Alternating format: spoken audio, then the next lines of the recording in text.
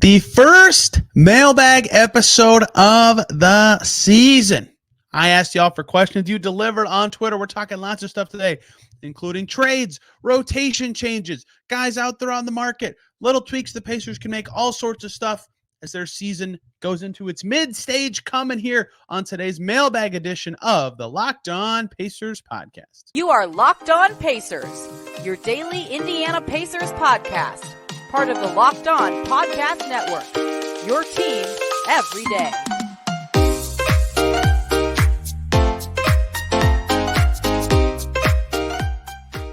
Welcome in to another edition of the Locked On Pacers podcast, where we, of course, talk about the Indiana Pacers as always.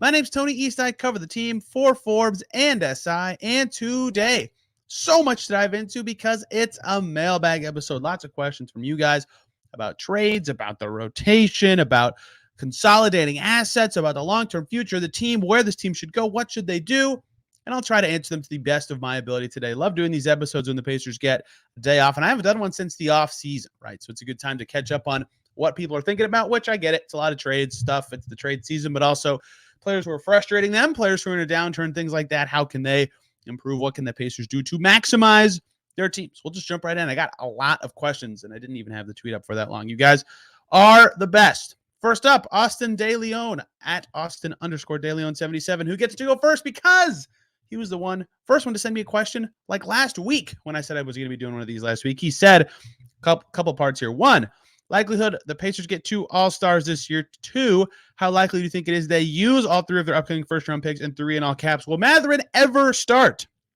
Likelihood they get 2 All-Stars this year, I'm going with a 0% chance that they get 2 All-Stars this year.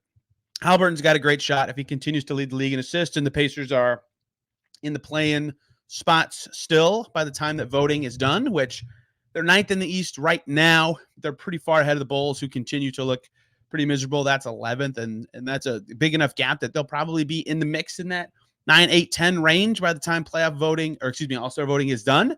And that's all the kick Haliburton would need to get one of the last spots via coach voting, fan voting, all those sort of things. So I expect they'll get 1, but I definitely don't think they'll get 2. Question 2, how likely do you think it is that they use all 3 of their first-round picks next year? The backstory here, for those who are unfamiliar, the Pacers obviously have their own first-round pick in the 2023 NBA draft. They have the Cavaliers' first-round pick if the Cavs pick falls outside of the lottery, which is looking likely. Cavs currently 3rd in the East. That is from the Caris LeVert trade, and they have the Boston Celtics first-round pick if it falls outside of the top 12. They have the most wins in the NBA. Again, also looking likely the Pacers will retain that. Either way, that's 3 firsts, 2 of them coming very late in the first round. Same answer as my first question. 0% would be my estimated chance the Pacers use all 3 of those picks because they don't have room on their team for all those guys. I mean, look, this team has a lot of fluidity in terms of what it could be. I think this season of discovery has shown that Tyrese Haliburton and Benedict Mathurin are the guys, and the rest are sort of auditions for bigger roles or certain roles on the future Pacers. But Isaiah Jackson, Jalen Smith, Chris Duarte, even maybe Buddy Hield, Miles Turner, if he signs an extension, Andrew Nembhard.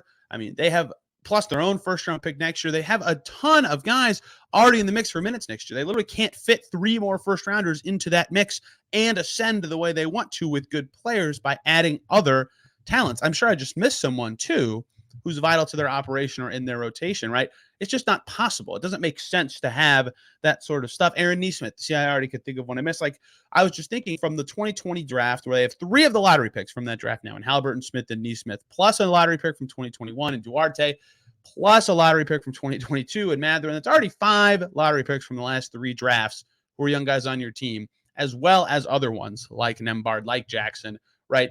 It's not possible to build a team with that many young dudes all at the same time and try to ascend and be better at the same time. If they weren't trying to get better and fit on a timeline, I would say maybe they'll use all 3, but it doesn't really seem feasible to me. 3, will Mathurin ever start? Yeah. I mean, Rick Carlisle has said, yes, this dude will start someday, right? Doesn't make the most sense for him to start right now. It doesn't make the most sense for the entire ecosystem of the roster for him to start right now. He still plays a ton, right? It's not limiting his minutes. He still plays a ton with Tyrese. He just doesn't start. He closes all the time. He probably should be in sooner in fourth quarters, if anything, but he isn't, I don't think that's that topic's been beaten to death. But yes, I think either if a Buddy Hield trade happens this season or just the roster is tweaked next year and Nembhard's the backup one, for example, yes, Benedict Mathurin will start very soon. Question 2. That one took me longer than I thought.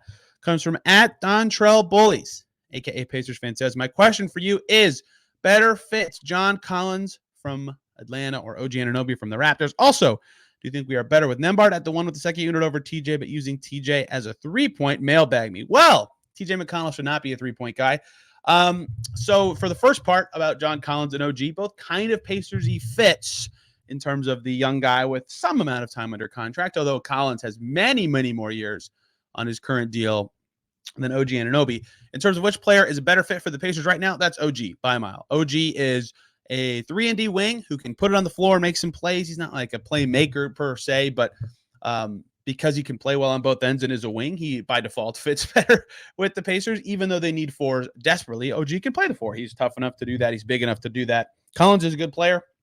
I wrote about NSI a thing about all the rumored available players. Do any of them make sense for the Pacers? And I think the 3 that made the most sense in the initial rounds of reporting were Collins, quickly, and Reddish. And Collins, most being, he's young. He had a really good season. He's under contract and team control for a long time. I think he's a little too expensive for the Pacers' tastes in their current stage where they're prioritizing flexibility. But I understand why. If they were really interested, it would make sense to me. He is good. I think both of them are good fits. And 2, we'll talk a lot about TJ McConnell. I was surprised how many McConnell questions there were for this show. Yeah, I think Nembhard should get more opportunities with the second unit running. And I don't know how they get him those, quite frankly. I mean, I think TJ should play some. Like, I think TJ's struggles are really over-exaggerated by fans. Like, the team defends much better when he's out there, even though his offensive struggles, I agree, have existed. They defend a lot better when he's in there. And the bench would fall off a cliff, I think, without his, like, they would have no one to create for other guys with the second unit. Nembhard's had one really good assist game. I don't want to say he's not a good creator. I think he's a brilliant passer, but with a lot of can he take on that much of a creation need for an entire unit? And I think the Pacers should explore if he could. I'm not suggesting he can't, but I think they need McConnell out there to do it at times. So I think they should drop McConnell's minutes some, but not entirely. But that said, yes to that question. I do think that using Nembhard as the one with the second unit pretty soon should be something the Pacers should try. They did it against the Heat for a little bit when Halliburton was shut down, but using TJ as a 3-point shooter, no, they should not do that. And that's a fitting transition to the next question from @WilsonSmith00. Seems just Wilson on Twitter.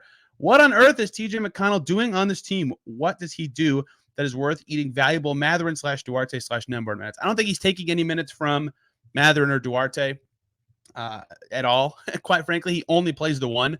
If he's in with another point guard, I think that's a waste of a lineup, right? I don't think that makes sense because it's not maximizing whatever other point guard is in with TJ, if that's Nembhard or Halliburton. So that's tough. But those I agree, those lineups should not happen. He is taking minutes from Nembhard, though. Like I just said, I think those minutes should shift some to Andrew Nembhard, but I also think Nembhard should continue starting. And so in that way, I think Nembhard's minutes should mostly come as a starter at the 3 and then some at the backup 1. And then when he's out, completely split the 1 minutes between Tyrese Halliburton and Andrew Nembhard, and TJ McConnell. So I think he should play less is what I think, but I don't think he should not play at all.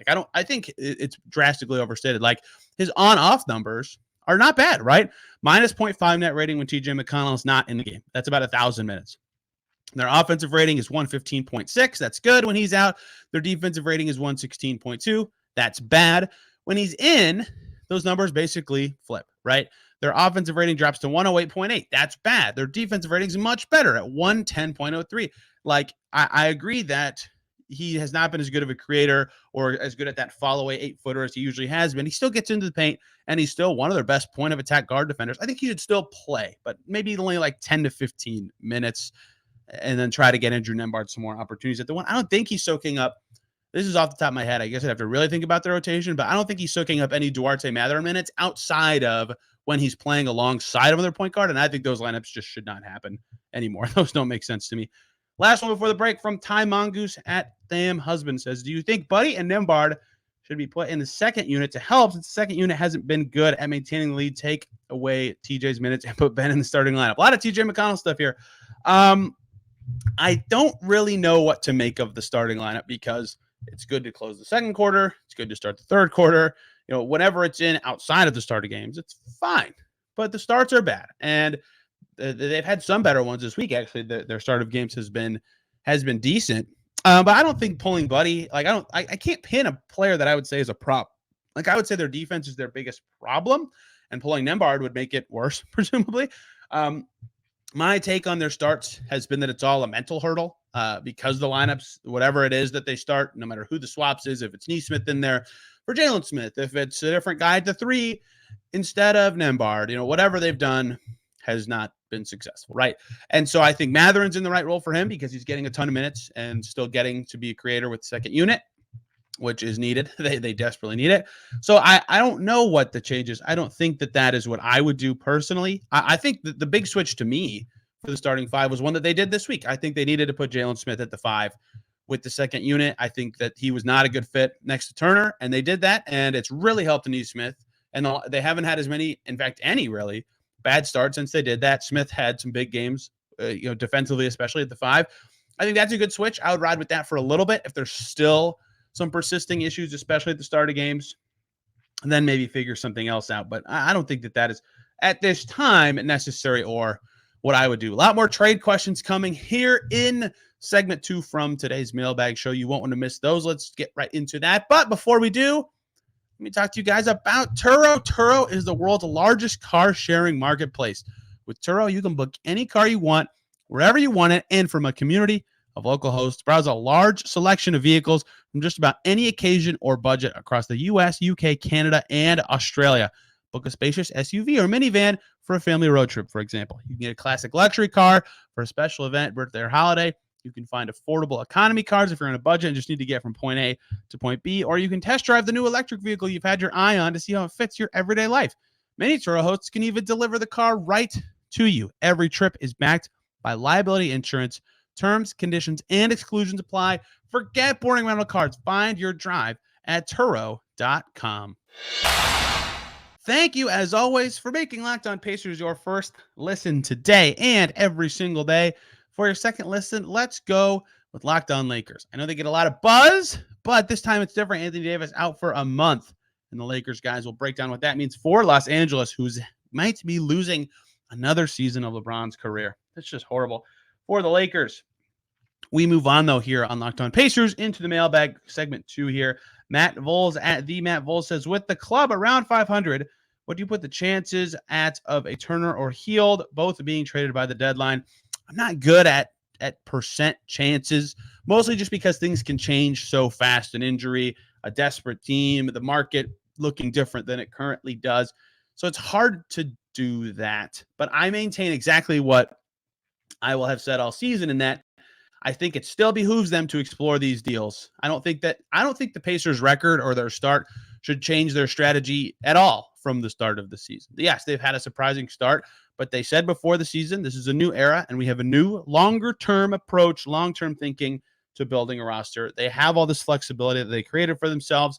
Using it makes a lot of sense. Getting stuff for Turner makes a lot of sense. If they get blown over by a Hield offer, that makes a lot of sense. I mean, maybe they can keep him because he has 2 years left on his deal, and I would put the percent chance he gets traded at a much lower number than Turner.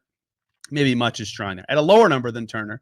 But, I think that a long-term approach still makes sense for this team. And if that means someone says, we really want Buddy Hield, we'll give you something good for him, the Pacers have to think about it, right? And Turner, on an expiring deal, said it himself, right? I've said that a lot, that when Miles Turner said it, that was like, it was already at a tipping point given how the offseason went and things like that. But, where they thought they have to think about it. They basically have to think about trading it, right? Because he's on that expiring. They can't lose him for nothing. And maybe their priorities this year are make the playoffs, make a splash, do good. But for a team that said they were no longer thinking in 1 to 2 year increments and wanted to think bigger picture, losing a guy for nothing would certainly not seem to suit that strategy, even if they think they can make the postseason. So I would still put the odds at whatever you had them at before the season. That's what I would say. I don't think that maybe Buddy's start has slightly lowered his chances, but I would say that those guys' chances being dealt are about what they were before the season, and will continue to be so unless the Pacers become one of the best 4 teams in the league in the next 2 months, or they get completely blown away by an offer.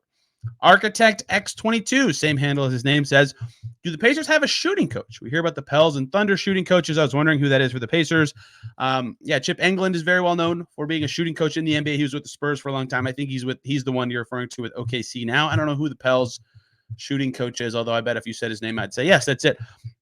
The Pacers do not have anyone specifically for shooting. This is kind of how it was in the past. I'm not sure exactly how this is, but I think for the Pacers, their coaches all have like not rotating duties necessarily, but they kind of get a group of players that they work with a lot more, at least what we can see at our end of practice sessions with who assistant coaches work with and stuff. And that coach helps them, develop and get better at times. And then that can change from a year-to-year basis or at certain times. I don't know exactly how that program works. But you always see that coach and player, for example, paired for warmups a lot of the time as well.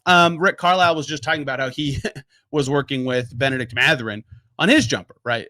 Rick Carlisle is not the shooting coach. He's the head coach, obviously, but I think it's just they all kind of play a role in players' development and helping them through things like that, whatever that takes on a given day, whatever a player needs for his development that given week, things like that. So no, they do not have a specific coach. And the second question from Architect is, what is the most pressing need at the trade deadline? And in parentheses, he says, not a player, but a skill, i.e. rebounding, lane driving, etc. Thank you for that parenthetical. I hate picking players. I will do two for today because people asked, but I normally don't. A forward, a forward, period. That's not a skill, that's a position. But of that, I would say a defensive forward, and that's a hard player to get. They're very valuable in the NBA these days, but the Pacers have very little in terms of forward depth, right? Their forwards they play now, forwards I put in air quotes, are sometimes a center named Jalen Smith, and then wings who are shorter and can be classified as guards like Duarte Nesmith and O'Shea Brissett, who actually is a forward. That's one, right? They don't play a lot of natural forwards even in that spot, and they get by. Those guys do a good job. The way the NBA is less positional now, and they play this random style that works with whoever they have out there, but a forward of any variety. And I think point of attack defense on any position would be a big priority for me if I'm the Pacers, and just anything like that. And offensively, shooting is something this team has said they always want. They want athletes and shooters. So anyone who's athletic or anyone who can shoot, I think would be someone that the Pacers would be interested in acquiring at this deadline. The man himself, the many-parter, as we call him here, AJ Reese at the AJ Reese says, three-parter here. One, has Mathurin's slow drop-off been an issue with a lack of plays ran for him, missed shots, or a mix of other factors? The drop-off, if you can even call it, that's interesting, right? Let's just cut his season in half, for example. First 16 games, Benedict Mathurin, 19.3 points per game on 43% from the field and 42% from deep. And then in the split sense, as I completely mess up how to use Basketball Reference and forget how to click, in the games since, he has dropped that number down to 16.4 points per game, so about a 3-point to drop on 38.6% from the field, 26% from deep. A lot of it is the shot isn't there. But why isn't the shot going in, right? Because for him, he takes trickier shots, right? For him, it's not like Duarte to me, especially early in the season, where he's taking similar shots to last year and they're not going in, right? For me, the biggest difference for Mathurin is, and this happened with Duarte too last year, if you will recall, like he started off fantastic. Like I think he won the first Rookie of the Month award. I can't remember. He was right there in the mix. And he had that amazing start to his career with that 27-point game against Charlotte, right? Through his first 14 games, he was averaging 14.3 per game and had these great splits, over 40% from deep. And then he really slowed down for a stretch there, right? His next 15 games, his scoring drops down to like 12.5. His 3-point percentage drops below 30. What I think it is they just get more defensive attention, right? They join the NBA and other teams don't know anything about them because they have no tape on the guy. Like in one game is not enough. And the way the NBA schedule is, it's too fat. Like you can dive into a team's plays and sets and tendencies to some extent in the days leading up to a game you play them, but it's really hard to lock in to a player or a style or anything when you're changing day to day to day who your opponent is. That's why the playoffs are different. You dive into one team. So some of it, a lot of it, I think, for Mathurin actually is he's on the scouting report now, right? Guys understand how they need to shade him, what he wants to do, and how to cut him off from that, right? Step up earlier on his drive so he can't get all the way to the rim and draw the contact there, right? Let him shoot, bait him into the shot a little bit. It's not falling as much, things like that. So that's why he has to work on the counters of floaters, Euro steps, mid-range shots, whatever that is. And you can see him working on those things. And, he got out of rhythm with his threes. They work on in-rhythm threes. Like he's on the scouting report now. That's the biggest thing to me is he's now defended better by other teams because they know how to stop him. And some of it is threes not falling. But I think he hit an unreasonably high percentage of his threes early in the season. So that would be my take on his drop-off. And something that's impressed me about him, I've said this a lot too, is he's very good at adjusting to defensive attention and pressure. And I think he will figure out ways to get back to looking a little better. 2 from AJ. At what point is the direction of the season really solidified? That would be, 2 months ago when it started, when they said the long-term focus, it's a new era. I think that's where the direction was solidified. Again, this is my take. The Pacers' take might be different from mine. I haven't really dove into this as a working theory yet, but to me, they're on a surprising start, but I don't think their direction should change. Like that just their 2 best players are 22 and 20 years old, right? Like that your direction is a longer term one. That I think it's pretty simple. I think they try to get better pieces around those guys now that they know better how they fit, how the team is. They've had more time of discovery, things like that. But I still think their direction is longer term and not aggressive this year. I would understand why they would do it. I would think it would be the wrong move if they went for it this year. For example, 3 from AJ. Who do you enjoy talking to on the team the most, including coaches? Great question. Man, there's some good interviews on the team this year. Tyrese I like, and he's really good. And so you always want to talk to that guy. His opinion really matters. He's on the court a lot for big moments, things like that. Tyrese does something that not every player does. This is not a knock on any player who doesn't do it, but you ask Tyrese Halliburton a question, and there's a half-second pause where he thinks about what you just said to him, right? And then he answers. And some players start their answer and then figure it out along the way, which, again, if that's your style, that's your style. But I like when they process and try to give you that answer. I really do enjoy talking to Rick Carlisle, like how long he's been around, how he sees the game, what he thinks of things that are going on. I enjoy that as well. TJ McConnell's one I really enjoy talking to. He's very good at explaining things or situations about guys on this team. There's not a bad anyone on this team. James Johnson's one that I've come to love to talk to this season as well. I'm trying to think if there's anybody I'm missing. I've talked to Miles for years and years. That's always very enjoyable. Goga's one. I really enjoy talking to Goga as well. He's kind of silly and fun too. There's a lot I really enjoy, and I don't think on this current, there has been in the past, I won't say names, guys I would go to less for quotes or moments like that, but this year there's very few of them. I think a lot of them are very good interviews and things like that. Last one for this segment comes from Keith Correll at KC242. With Duarte and everyone else healthy, doesn't seem like there's enough minutes to go around. Who do you think gets squeezed out, vets or kids? Will the speed of the timing of a potential consolidation trade? Yeah, I was workshopping. I kind of said this in the first segment. Like, I think McConnell should play less so that they can run some Nembhard as the 1 with the second unit. And by doing so, you then open up some wing minutes for Duarte. There you go. You slide him right in. Like, they just played 11 guys against, I can't even remember who they played 2 nights ago. The Knicks. There we go. And that's a lot. And I know they have a lot of lineup fluidity, and they're going on matchups this year. The team knows that. Carlisle's made it very clear to all the players. I don't think that's going to change or be a problem for anybody. They'll know it.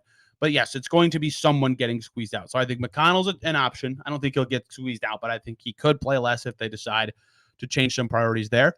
Another one I think is O'Shea Brissett. I think he's a likely squeeze out, right? He played 3 minutes against the Knicks. They played both Jalen Smith and Isaiah Jackson with the second unit, which I think is the right choice given their pledge to Smith before the season of a starting spot when he signed, and he's already not with the starting 5, but they started him against the Cavs, right? There are matchups. I think he'll start. I think he'll play in every game. So trying to figure out how to play Chris Duarte, O'Shea Brissett, Isaiah Jackson. I think the 2 guys you picked in the first round last year would be the 2 they would play over O'Shea, but everybody who listens knows that I think O'Shea Brissett's very good. It's hard to figure out exactly who, but I think Brissett will be the guy who loses minutes the most for Duarte in the very short term, but I think there could be some shifts. Like I asked about getting Andrew Nembhard more on-ball opportunities, and that is something they're trying to do. Like that Warriors game was certainly something for them. It's just hard given their team construct to do so. So that would be my ranking. Would be first O'Shea, second maybe TJ McConnell, and then Isaiah Jackson, who's already getting some did not plays, could be another one. One more segment here with 4 more questions before we get out of here today. But before we dive into 4 more questions, including the most trade questions I think of any segment, let me talk to you guys about betonline.net, your number 1 source for sports betting info, stats, news, and analysis. Get the latest odds and trends for every professional and amateur league out there, from pro football to college bowl season to basketball. The World Cup just ended. It was on there. They've got it all at betonline.net. If you love sports podcasts, you can even find those at BetOnline. They are always the fastest and easiest way to bet on all your favorite sports. They got lined up so early for all the football games as usual, right? Ravens, Falcons this coming Saturday, Christmas Eve football. Ravens favored by 7.5. Some actual Christmas Day games in the NFL, which is super weird to see. And then the day after, the Colts and the Chargers. Colts hosting the Chargers. Chargers favored by 4. All those lines and more at BetOnline. Go check it out at the website or use mobile device to learn more, because BetOnline is where the game starts. Thank you, as always, for making Locked On Pacers your first listen today and every single day for your second listen. Listen to John Corrales at Locked On Celtics. Hear about a team that just lost 2 games to Orlando Magic, but still has the most wins in the NBA and is the Pacers' opponent on Wednesday. Should be a tough game. Starting off segment 3 here at HOU Hugh Pacers. His name's Aaron M. says, does Mather become a starter this season, or do you think they continue his 6-man role throughout? Depends on trades. Honestly, that's what I think. As if the roster stays as is, I don't think he'll start. I think they've got guys in the right roles, but it could be a big ripple effect. Like if they trade one big and they move a different big into the starting 5, then someone who's playing the 4 goes to the bench, and then someone else in the starting 5 goes from the 3 to the 4. Like that sort of long ripple effect could be all it takes to get Mather in to start, right? Like it wouldn't take a lot given how well he's played. And like starting your 5 best players is a fine strategy, even if it doesn't necessarily optimize the roles of every player. But given this season being about discovery, growth, all those things, whatever word you want to use, yeah, I think it's very possible he starts at some point this season, but I think it would take a roster change or like 3 dramatically bad starts in a row. And they haven't had that yet. Their most recent tweak appears to be working at least pretty well to start games. They've played well for the first 3.5 quarters of their last couple of games. So I don't think until a trade happens, it would happen. That's just a prediction, though. Maybe something changes that makes them decide to do so, but I don't think anyone in the starting 5 right now will be pulled out unless something drastic changes. Max Cooper at Max Cooper 29 says, what direction do you see the Pacers taking the rest of the season? The same thing I said for AJ's question, right? Like I think that the way they started does not influence the direction they should take this season. I still think they should be a team that takes a long-term approach to anything. That's just smarter in their situation where their best 2 players are, again, 22 and 20 years old. Do you think we will start trading off guys like Miles, Buddy, etc. for young pieces / draft picks, or do you think we will try to add players to help us be more competitive? I don't think they would add anyone to be competitive unless it's a natural consequence of a trade that you described in the first part, where they're trading away a veteran and they get someone who happens to help them stay good and or stay around the level that they are now. But being buyers would be, especially in the season where there could be quite a few buyers, right? Like it's very unclear who's winning the NBA title this year or either conference, right? It's very easy to squint for Philly, Brooklyn, Cleveland. We're one piece away from being as good as the top of the East. And in the West, like a lot of teams could think they're the best team in the West, right? So there could be a lot of buyers, and the play-in tournament has made a lot of teams buyers. But also, there's that Victor Wembanyama guy waiting around next year. So there could be a lot of sellers who want to get down to the bottom. That clarity will come in the next month or so. But the Pacers, I think, should not be buyers either way. I think that their direction should not change. And if they end up with someone who helps them stay competitive, I think that would be a natural consequence of not trading off. Like that phrasing feels wrong. Like, I think it'd just be a natural consequence of a long-term approach. Max's part 2 is, what is one trade you would like to see the Pacers make in both of those scenarios? Looking forward to hearing your thoughts. Look, if they're buyers, there are a lot of options. I think that would make sense. I mean, there's going to be a lot of good players available. Maybe like PJ Washington from the Hornets. If the Hornets end up being sellers, I mean, they probably should be, given how their season has gone. I think he's one. And I think in the seller scenario, I kind of named them those. I guess it's not really how you describe them. But Patrick Williams from the Bulls, depending on what direction they go, and Darius Bazley from the Thunder. Those are 2 guys that could be buy or low targets right now. restricted free agency coming for Baisley soon. Williams in year 3 after being picked 4th overall. He's definitely improved as the season has progressed. I don't know why the Bulls would give him up, but if there's any chance the Pacers could get either of those young guys, I think that would make sense for them. So there you go. I did something I never do. I came up with actual names to talk about in these things. Last question for today's mailbag. I hope I didn't miss anyone. I try to get everybody when I do these. Is from Rooster at RoosterBra812 says, would I get in trouble attending a Pacers game at Gainbridge Fieldhouse with a F. Wally Szczerbiak t-shirt? Probably. This is a reference to something that happened. It came out today. I can't tell when this happened, but based on the clips, it was probably Sunday night. Either way, Wally Szczerbiak, former NBA player, now works for MSG Networks, the Knicks TV provider. And he called Tyrese Haliburton a wannabe all-star in a clip setting when breaking down the end of the Knicks-Pacers game. I think Haliburton's been an all-star, so I just kind of ignored it. I would encourage people to talk about whatever you want to talk about. But yeah, if you haven't seen the clip, it's worth seeing just to see in what people are talking about. But that is Wally Szczerbiak's take on Tyrese Haliburton. He instead said that Julius Randle and Jalen Brunson should be all-stars. And hey, can you believe this? Someone who is employed by the official broadcast partner of the Knicks would say that. Like, it's not surprising to me. I don't think that's Wally Szczerbiak doing anything wrong or being bad at his job. That's what his job entails, right? I think Haliburton's been better than those guys, but I understand why the situation is what it is. If you wore that shirt, he typed out the full F word, to Gainbridge, I would think you'd probably be asked to change or put something on over it or flip it inside out or something.